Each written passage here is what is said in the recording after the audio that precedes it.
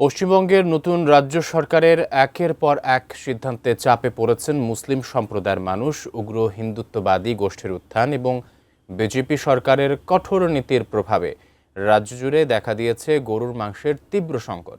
এবার রেস্তোরাঁয় খাদ্য তালিকা থেকেও বাদ দেওয়া হলো ভোজন রসিকদের জনপ্রিয় এই খাবার। বিস্তারিত জানাচ্ছেন সাদিয়া সিদ্দিকা। কলকাতার ফুড কালচার বা খাদ্য সংস্কৃতির এক অবিচ্ছেদ্য অংশ পার্ক স্ট্রিট সহ বিভিন্ন এলাকার ঐতিহ্যবাহী রেস্তোরাঁগুলো। তবে রাজনৈতিক পরিবর্তনের হাওয়া এবার লেগেছে ভোজন রসিকদের পাতেও। শহরের একাধিক জনপ্রিয় রেস্তোরাঁ মালিকদের দাবি, বাজারে গরুর মাংসের তীব্র সরবরাহ সংকট তৈরি হয়েছে। একই সঙ্গে বর্তমান পরিস্থিতিতে সম্ভাব্য সামাজিক উত্তেজনা ও অনাকাঙ্ক্ষিত হামলার আশঙ্কাও তাদের এই সিদ্ধান্ত নিতে বাধ্য করেছে। এর ফলে ভোজন রসিকদের প্রিয় বিফ স্টেক, চপ কিংবা বিফ বিরিয়ানির মতো খাবারগুলো এখন আর অনেক জায়গায় মিলছে না। নতুন বাংলাদেশ গড়তে এলো Zulfikar steel. Zulfikar steel. Park স্ট্রিটের ঐতিহ্যবাহী রেস্তোরাঁ শেক্স জানিয়েছে, সরবরাহ সম্পূর্ণ বন্ধ হয়ে যাওয়ায় তারা স্থায়ীভাবে মেনু থেকে গরুর মাংসের পদ বাদ দিয়েছে। অন্যদিকে বিখ্যাত মোকাম্বর রেস্তোরাঁ জানাচ্ছে, মেনুতে পদের নাম থাকলেও প্রয়োজনীয় সরবরাহ না থাকায় গ্রাহকদের তা পরিবেশন করা সম্ভব হচ্ছে না।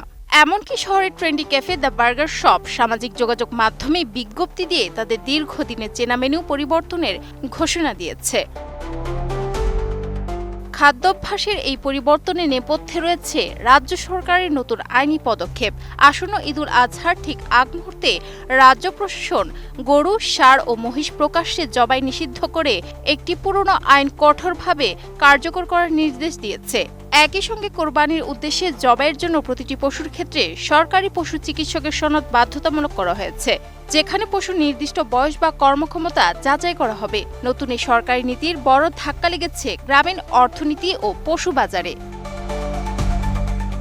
এই সিদ্ধান্তের বিরুদ্ধে ইতোমধ্যে রাজ্যে তীব্র সমালোচনা শুরু হয়েছে এবং বিভিন্ন স্থানে ক্ষুব্ধ খামারিরা বিক্ষোভ প্রদর্শন করেছেন। ভারতে হিন্দু ধর্মে গরুকে অত্যন্ত পবিত্র মনে করা হলেও মুসলিম ও খ্রিস্টান সহ বিভিন্ন সম্প্রদায়ের মানুষের খাদ্য তালিকায় গরুর মাংস একটি অত্যন্ত গুরুত্বপূর্ণ অংশ। এই বাস্তবতায় এবং আসন্ন ঈদুল আজহাকে সামনে রেখে রাজ্যের কিছু শীর্ষস্থানীয় আলেম আইনি জটিলতা ও সম্ভাব্য সাম্প্রদায়িক উত্তেজনা এড়াতে সাধারণ মানুষকে কোরবানি দেওয়ার ক্ষেত্রে অত্যন্ত সতর্ক থাকার আহ্বান জানিয়েছেন।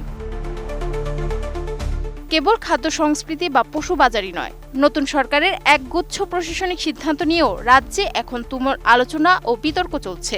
শহরে অবৈধ স্থাপনা উচ্ছেদে প্রশাসনের বুলডোজার অভিযান, সরকারি ভবনের চেনা রং পরিবর্তন এবং কিছু গুরুত্বপূর্ণ প্রশাসনিক দপ্তর স্থানান্তরের মতো বড় বড় পদক্ষেপ ইতোমধ্যে বাস্তবায়নের পথে রয়েছে।